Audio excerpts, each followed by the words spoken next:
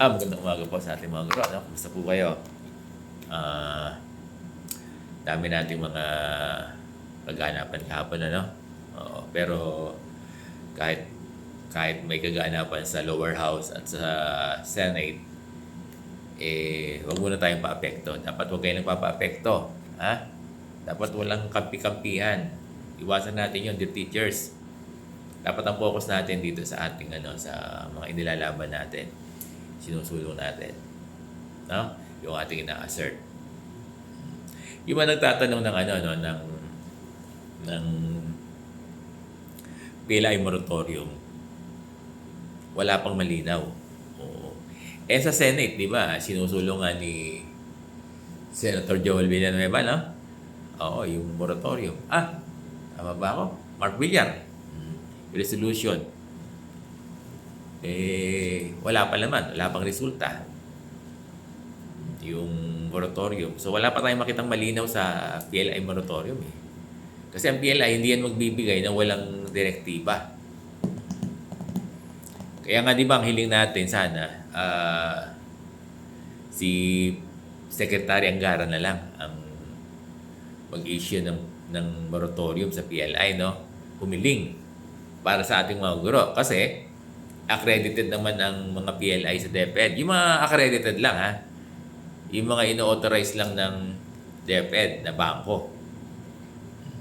No? Sanang maganda niyan yung ating DepEd Secretary na lang ang gumawa ng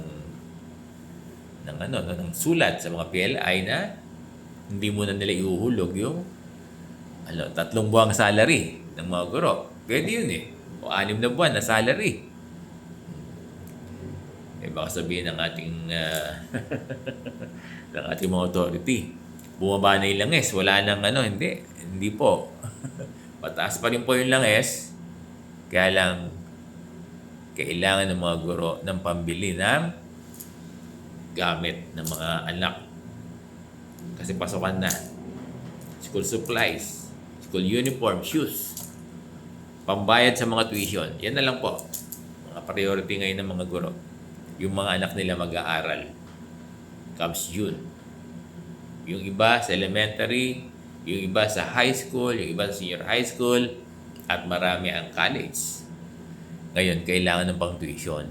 Kaya yung mga guro po, kailangan ng pera. Oo, kaya talagang krisis na krisis. Kaya sabi ko nga po, kahit walang gera, ay palaging krisis yung mga guro. So, tinawin lang natin, tinake advantage natin itong gera, itong krisis, na sana magkaroon ng moratorium. Opo, no? Pwede rin naman pong gawin ng ating DepEd Secretary, tingin ko, nahihilingin, Kasi ang DepEd ang naguhulog doon sa PLI Kaya pwede niyang pakiusapan yung PLI na hindi muna tayo maghuhulog pero wag lalagyan ng tubo, wag lalagyan ng arrears. Ganun again, katulad ng 7 years to 10 years loan extension, yung ating DepEd Secretary, tingin ko pwede rin na mag-utos ng moratorium. Parang lang yan, special request niya sa mga bangko na accredited ng DepEd na humingi ng kaunting pabor, no? Na yung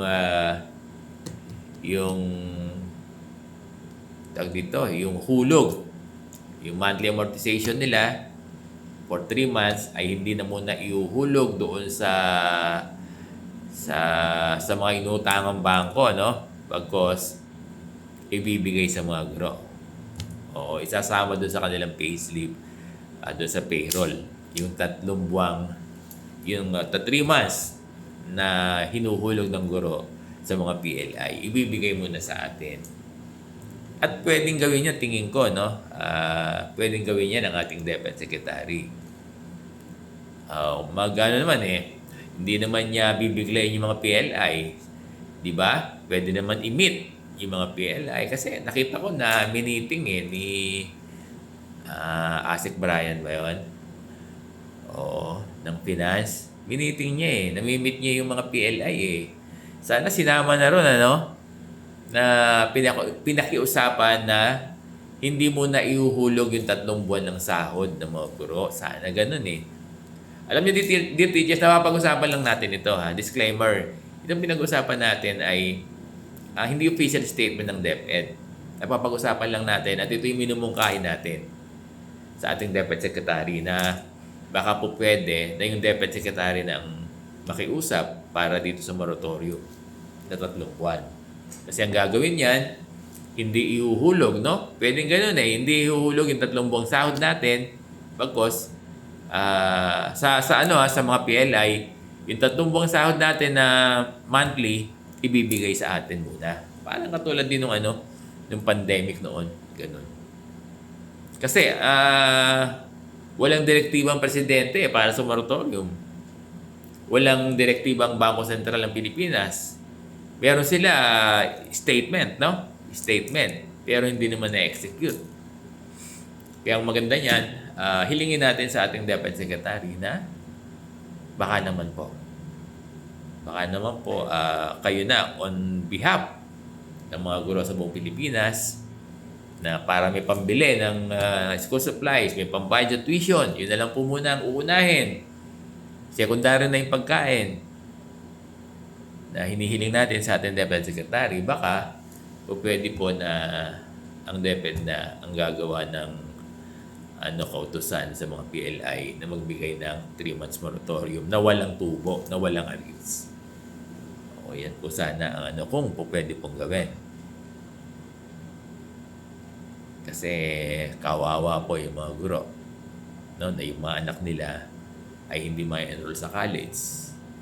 Kawawa yung mga guro kung yung mga anak nila ay hindi mabibili ng school uniform, sapatos, school supplies. Sana po naririnig tayo. Sana po ay naririnig tayo ng ating DepEd Secretary. Maraming salamat po.